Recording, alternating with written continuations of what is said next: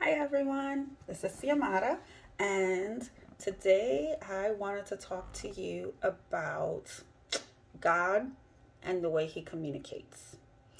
Um, and sometimes we need clear things, sometimes we pick up things in the wind, right? But, um, I saw a meme the other day and it says, God, show me a sign that this is what I need to do. And a sign pops up, and he's like, God, I need something clearer. Give me something else. Another sign pops up. It's like, okay, God, I'm just not getting this. Can you please send me a text? And that was exactly my communication with God. And I am going to show you, I'm going to share with you. I'm not going to show you, I'm going to share with you how God spoke with me and to me these past couple of weeks and actually got me back on track. And just a little backstory, Angel passed away in June of last year. So we're at about a little over 9 months. He passed away. Now, when Angel first passed away, I was completely able and capable to go through that. I was in a very, very good spiritual place where I was overfilled. I've had years and years of studying and just living life good. So all that just kind of was like fueled in, right? Months later and things like that, I know, like, not months later, like that drained out pretty quickly. So I knew I had to keep on and keep refilling. In October, my heart was healed from the physical pain that I had experienced from the loss. That was kind of back in October and everything else. Then, life kept on. And of course, I had feelings, I get sad. But that physical brokenheartedness, that was, that was taken care of when I received my healing specifically for that. What I didn't know was that there were things that would still kind of linger on. And fast forward to January, February, and now we're into mid March. January was a very, very busy month for us, which it always has been. So it wasn't anything different in the month itself. What was different was with me and the season that I was in, where I was not spiritually capable of handling the type of month that we have always handled in the past. And I'll kind of go run back to that. In February, on Angel's anniversary, the 11th of every month, it kind of just brings up little feelings and things like that. But on the 11th, one of our family members had a very bad car accident. And then she lasted in the hospital through the 15th of this month when she passed away. So we'll kind of go through that. These, towards the end of January and February, I was very lost.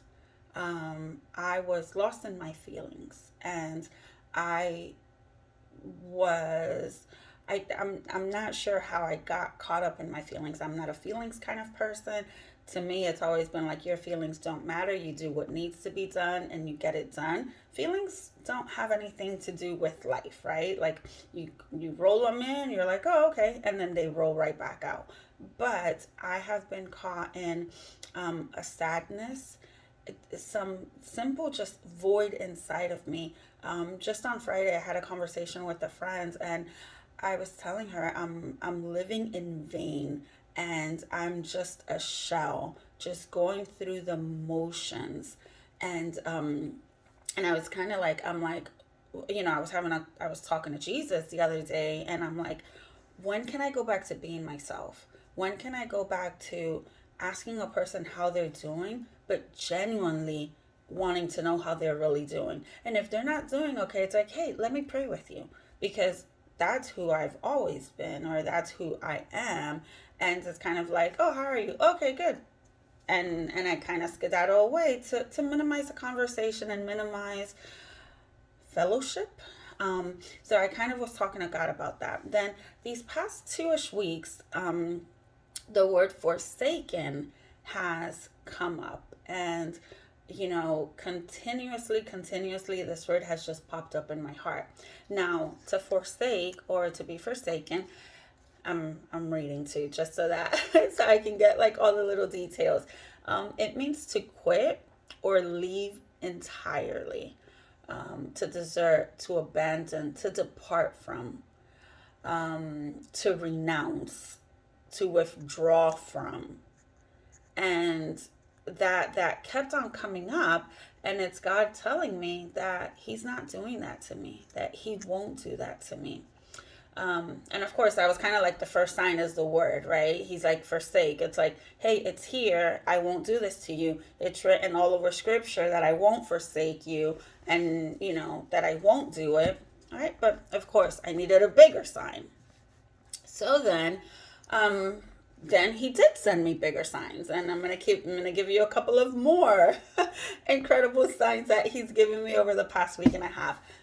One was a message from a coworker, and the message says, "Thank you to Xiomara because you've been an inspiration for the past few months. I've been through a lot lately, but you taught me how to be strong and stand still because our God is a powerful God." So this is what it's like, okay, God, I did because I trust in you, kind of like bringing it back. But of course that wasn't enough. So he sends another sign. This was another email that just kind of like blew me away. "Hey, I super love you. I am so grateful to get a front seat to the growth of your family. You set a new bar for surrender and obedience. Thank you for being an example and serving the church as you serve your family. You inspire me to be better, and I am so grateful for you." Now, that's who I am. That's who we are as a family. That's who we are through Christ. So why am I letting these little feelings linger around? But of course, that wasn't enough, right? My sister's mother-in-law died on the 15th, so just about 6 days ago. And that from the moment the accident happened, February 11th, through this time, it's been really wild. It's been like the weirdest thing. This is a third death in our family in 9 months, and it was a little much, from going to never having experienced anything on this capacity to 3 in this time span. Took a little toll. But I spoke with my sister and I spoke with my brother-in-law, and during this whole time, the way that they took it was a complete God thing. They were trusting in him, trusting in his word. My brother-in-law was so excited to speak with me about her death. He says she died with a smile on her face. Like, her eyes are closed and she's with a smile on her face. That just means that the moment she immediately closed her eyes, she was cuddled with Jesus. She was with God in the loving arms of our Father, who absolutely protects us and cares for us and loves us. And he was so happy. And let me tell you why that means so much to us. That means so much to us because back in June, when Angel passed away, I will tell you, my sister was a pretty hot mess. My sister could not eat. My sister could not, it was just like, how can you live life like this? And she's asking me this, and I'm the mom and she's the aunt, So she had all this guilt and all of these things. But these past couple of months, because God is such a profound way of who we are, he's such a foundation in who we are, it's taught those around us to trust in him as well. So when the time came, they trusted in God the same way we were trusting in God. That was another reminder. Then one of my favorite ones, because of course it's not enough. He kept on and he kept on. I had a conversation with a friend. We are in the process of selling our house, and I had a conversation with a friend. It was a phone call, and we don't normally talk on the phone, but the call initiated from something else, and we ended up talking about the house. Then she went on to share with me how she sold her previous house and how she put it, she wrote down the word, prayed over it, spoke to God specifically what she wanted, and it was exactly what he gave her. Now, that, like, while I was happy for her testimony, it was like, okay, God, I see you. I see what you're doing, God, because it's exactly how I've gotten so many things in the past. So it just brought like so many testimonies back to remembrance. It's how I pray for Javier's promotion. It's how my daughter began homeschooling. It wasn't something that, Javier just doesn't let me do anything all nilly-willy.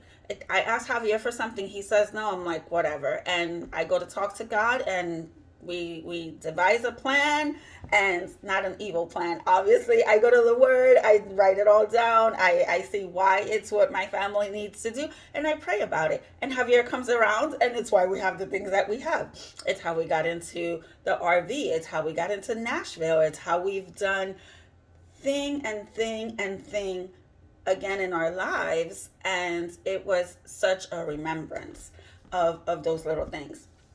Now, fast forward to today, right? That was like the bigger sign, right? But it still wasn't enough. It still wasn't enough. Friday night I had that conversation with my friends, and I was, telling her how I can't kick off these feelings and things like that. And I will insert this in here before I move to the final point. The reason why, and I don't want to say I fell off, but the reason why I wasn't as strong these past 2 months is because of my church attendance and because of my time with God. Now, every single January we've traveled the same amount. So it's not any different and things like that. The difference was the position that I was in within my heart, and I was still in such a healing process, right? So it's kind of like if you go to the hospital, or let's say if you're in rehab, right, for an addiction, and you're in rehab for an addiction, you're supposed to be in a 30-day program, but at day 12 you're like, you know what, I'm coming into a really busy week and I really need to be out. I'm gonna go ahead and cut my time early, go do what I have to do, and then I'll be okay. It's not okay. It was not okay. You know, now in retrospect, obviously, had I known in January, considering that it was something so important for my daughter, would I done things differently? Absolutely would have done things differently. I would have rearranged things, and I would have made things happen differently in order not to deal with what I've dealt with these last 2 months. One of the biggest things is acknowledging the problem. And then we all have this, I know. Yeah, obviously we know it. We see it clearly. The signs are all around us, right? But it's about doing something about what you know. It's about applying what you do know. That's where wisdom comes in. Now, for my final sign, we had a guest speaker this weekend. And this weekend's guest speaker is someone I had never heard of before. When I found out who he was, I went to my very trusted biblical friend, Jamie, and I'm like, hey, who's this? And, she started telling me all about him, and she had known him in the past and, has followed him and everything else. So I'm like, okay, great. And that was kind of like the end of it. Obviously I was worrying about too many other things to deal with that. Saturday service. We get to sit down in Saturday service. And he starts off about afflictions and tragedies. And then, what an affliction is as opposed to what a tragedy is. Afflictions are things of the world, things that you get over, and God helps us get over those things, right? But a tragedy are things that happen to us in our lives maybe once or twice in a lifetime, and it's something you simply don't get over. It could be a divorce, it can be a loss in the family, or it can be very specifically the death of a child. So I'm sitting there at service, and it's like, Well, I'm going to show you how to get over the death of a child. Obviously biblically.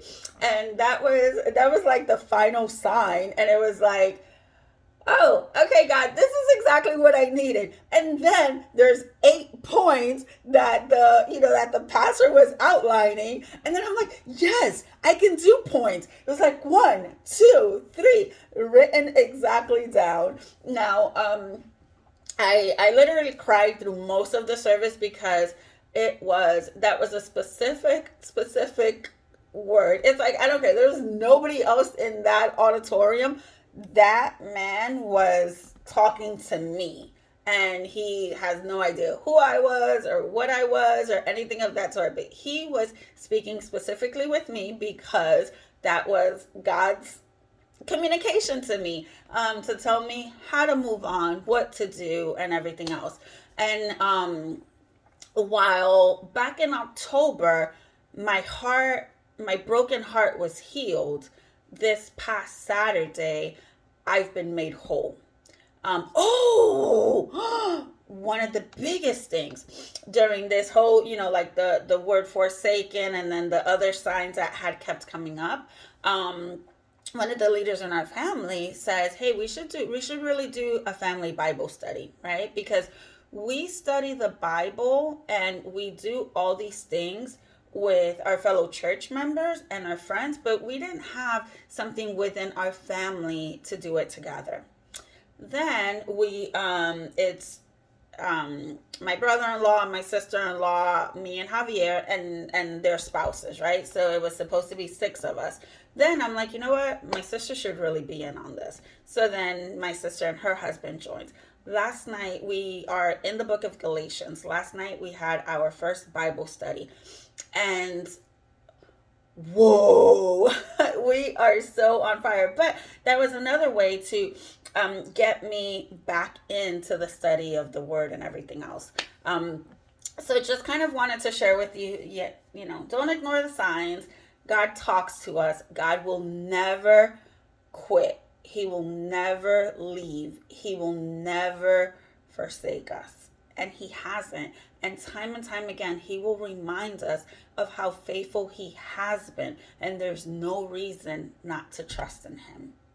So I love you guys. I hope this encourages someone. And I will be sharing the services for the Saturday and the service. They're a little bit different, and they have such good information, but it's definitely what has made me whole, just all of it together, and I can keep on with life now. Bye everyone.